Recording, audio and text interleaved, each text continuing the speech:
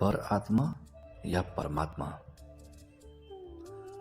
पर आत्मा मतलब दूसरे की आत्मा, और परम आत्मा मतलब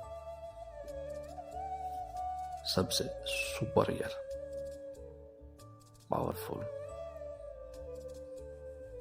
और सर्वोत्तम, सभी का संग्रह। और आत्मा, आत्मा बहुत आसान, परमात्मा रूपी गुच्छे से निकला हुआ एक अंश आत्मा। जहां तक मेरी समझ गई है तो परमात्मा हम सब पर अपनी दृष्टि रखते हैं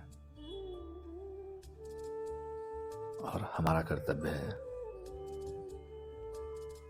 अपनी आत्मा और पर आत्मा यानी दूसरों के ऊपर भी ध्यान रखें। परमात्मा, आत्मा और पर आत्मा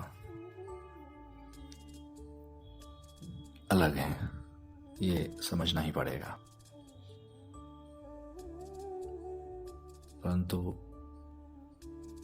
परात्मा, आत्मा, ये दोनों परमात्मा के अंश हैं, ये भी आसानी से समझना चाहिए। परात्मा और आत्मा, इन दोनों के भौतिक स्वरूप को देखा जा सकता है। मेरे अंदर आत्मा है, मैं एक पुरुष हूं या स्त्री हूं, एक जीव जो मेरे अंदर है, मेरे भौतिक काया को संचालित करने के लिए है। पर आत्मा में भी यही है, ऐसा ही कुछ। लेकिन परमात्मा की बात जब करेंगे तो वो कैसा है, इस प्रश्न का जवाब बड़ी आसानी से मिलना चाहिए। मुझे तो मिला है, और वो ये है कि पर आत्मा और मेरी आत्मा जैसी है वैसा ही परमात्मा है। हाँ, मैं जैसा हूं मेरा परमात्मा भी वैसा ही है। तो वो कहां है? आवश्यकता नहीं है उसे ढूंढने की। मेरे लिए मेरे परमात्मा अगर कहा जाए तो मेरे माता पिता जन्मदात्री और उनके माता पिता। तो इस तरह से ये क्रम वहां तक चला जाएगा, सृष्टि के प्रारंभ तक। तो सृजनकर्ता को हम परमात्मा कहेंगे, अवश्य कहेंगे। उस पालक को परमात्मा कहेंगे, अवश्य कहेंगे। तो परमात्मा, आत्मा और पर आत्मा, इन तीनों में विभेद बड़ा आसान है। अच्छा, इन तीनों के बारे में आज चर्चा क्यों कर रहा हूं? क्योंकि कई बार लोग कहते हैं परमात्मा जाने क्या होगा। मुझे लगता है कि पहले आपकी आत्मा या मेरी आत्मा जानती है क्या होगा, फिर पर आत्मा यानी कि दूसरों की आत्मा, और जब न दूसरों की न मेरी आत्मा, तो फिर ऊपर परमात्मा ही होता है जो सब कुछ जानता है। वो हम सबके आसपास है, उसकी साया, उसकी कृपा। हाँ, वो किसी भी रूप में है। वायु रूप, श्वास जिससे हम लेते हैं छोड़ते हैं, पवन के रूप में, हवा के रूप में, उस परमात्मा की ही कृपा है। जैसे किसी व्यक्ति को आप अपने यहाँ पर काम देते हैं, उसके भरण पोषण करते हैं, तो आप के लिए वह पर आत्मा यानी कि दूसरा व्यक्ति जो सेवक भी है, वो उसे करता है जो आप उसको काम काज देते हैं, और उसके बदले में आप उसके जीने के लिए जो आवश्यक तत्व है वह मुहैया कराते हैं। क्या आपके बिना वह जीवन जी सकता है? जरूर, क्योंकि उसके ऊपर भी परमात्मा का आशीष है, और परमात्मा सब पर समान रूप से अपना आशीष बरसाते हैं। हमें कभी भी ऐसा नहीं सोचना चाहिए कि हम किसी को पाल रहे हैं या हम किसी के पालक हैं। कोई भी अपने जीवन का अंश काल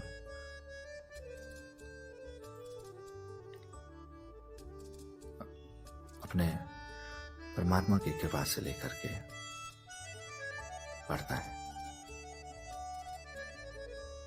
घटना, दुर्घटना और मृत्यु, ये भौतिक शारीरिक अवस्था है। इस क्रम में आत्मा का किसी प्रकार से क्षय नहीं होता है। मृत शरीर होता है, मृत आत्मा नहीं होती।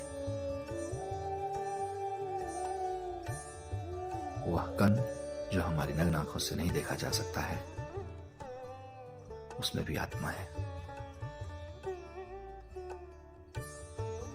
उसकी भौतिक संरचना अलग है बस।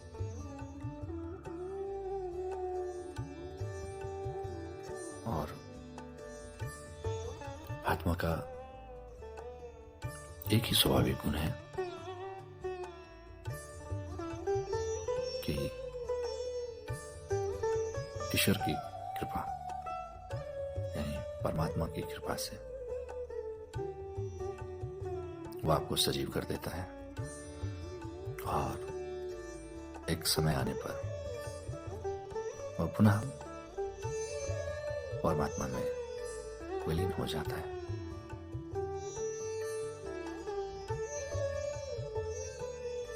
आत्मा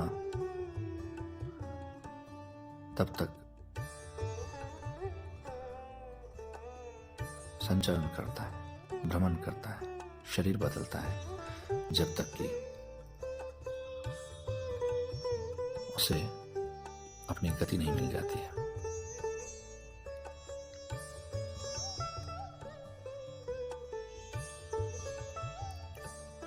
बड़े अटपटे उदाहरण देना चाहूंगा, क्योंकि ये प्रश्न उठ सकता है कि आत्मा कैसा है, कैसा दिखता है, क्या है। आप चूल्हे पर खाना बनाते हैं, अग्नि प्रज्वलित कर देते हैं, फिर उसके बाद क्या अग्नि अपने विवेक से भोजन को पकाती है? नहीं, वो तो जलते रहती है। तो आपका विचार, आपका मन ये भ्रमणशील है। आत्मा भौतिक काया में उस गैस चूल्हे पर जल रही अग्नि की तरह लगातार एक धुन में रहती है। उसे आप संचालित करते हैं।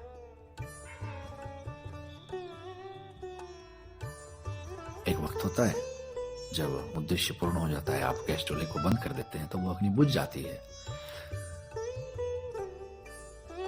और तब हम नहीं कहते हैं कि चूल्हा मर गया।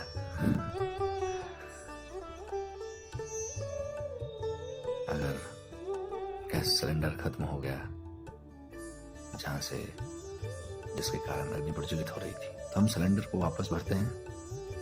चलो मान लेते हैं सिलेंडर खराब है, उसको परिष्कृत शुद्ध करते हैं, और जब उसकी अवधि पूर्ण हो जाती है तो दूसरा प्रयोग में लेते हैं। यहां पर सिलेंडर बदला जा सकता है, लेकिन उसके अंदर का जो गैस है, जो अग्नि में परिणत हो जाती है, वो था है, उसे